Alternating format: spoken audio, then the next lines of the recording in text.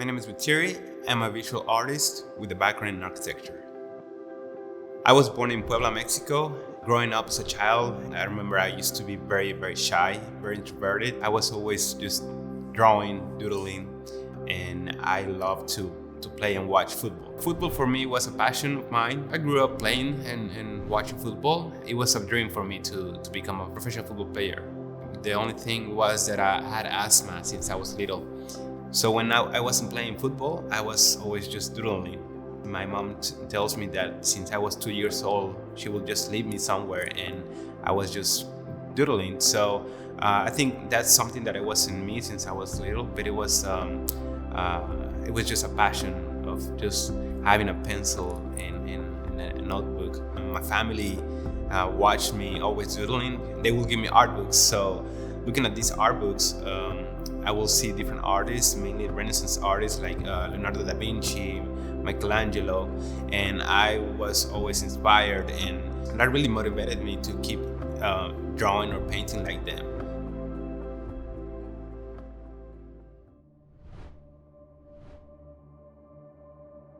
So in 1997, I migrated to the US. I came to Houston and I graduated from high school, and then I did an associate degree at the Houston Community College, and then it was time to choose a career. So I took an interest in architecture, which I loved it. And I graduated from the University of Houston 2007. When I graduated, I was working for a big developer here in Houston as an architect, but my passion was still in painting. So I decided to go back to school and do a studio 2 more years, where I got my bachelor's in painting in 2009 from the University of Houston as well. And that's where I decided to combine my two passions in a different way. So I wanted to conceptualize football into art in a different way, and that's when I created these bodiless sports figures in motion. It was 2008, so the Euro Cup was going on. I remember watching the games and really inspired me to paint these bodiless figures so that I could focus only on the jersey and the colors of the teams and not on the players, where I think in sports players are important, but they come and go, and what it really remains is the jersey, the colors. And that concept really took off, and that's when I decided to keep doing more. Having these 2 bachelor degrees helped me. It took 10 years to finish these majors, but I feel that this was a tool that really helped me a lot to be where I am right now. I mean, technology is great, but you hear a lot of things that are not really true. So if you educate yourself about anything, it's gonna help you a lot. In 2010, this guy from Argentina had an interest in one of my paintings, and he asked me to sell it. So that's when I realized that I could sell my art and it could become a business. And that's when it started. I sold my first painting in 2010, and then I got my first commission, international commission, for a big brand, Reebok, in Brazil, to do 5 paintings for the victory of this team in Brazil. And that's when I thought, okay, I think I have to leave architecture on the side and really put more time into painting.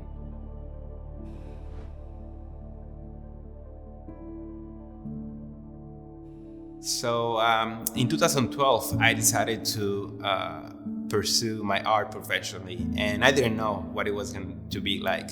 I just decided I'm gonna do this full time and do what it takes. I had a lot of passion for what I was doing, and what I had to do is started to really get out of my comfort zone and kind of expose my art and go out and show to everyone what I was doing.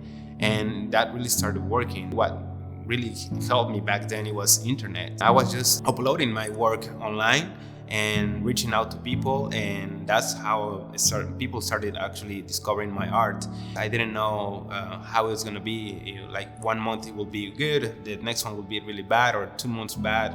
And so I had to learn how to really manage my financials and really make it a business, a profession. Like I mentioned, when I was little, I was very shy. So it was very, very hard for me to really show my work. But I try to do it very natural. And I think people really appreciated that. And having my work online, then having word of mouth from different people, that really started to grow and help.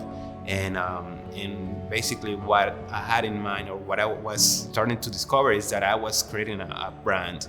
And now after 10 years, I see that I just have built this strong foundation where I've done a lot of mistakes. I've learned a lot, and I have more direction. So now, after having these different accomplishments, exhibiting in different World Cups, exhibiting in different places, and having a lot of recognition in general, seeing my work grow, I feel that I have a better direction of where I want to go, what I want to do. And after 10 years now, I'm building my new studio with the hard work of my art. So now I'm doing architecture thanks to my art, and I'm combining or integrating architecture into my profession.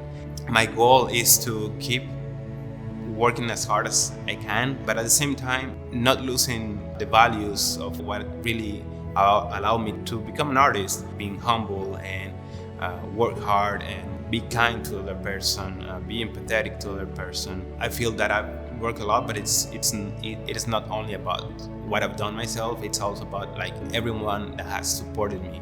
And I think that reaching 10 years as an artist is not only the talent, but also all the support from everyone and a lot of people that have had support and had believed in my work.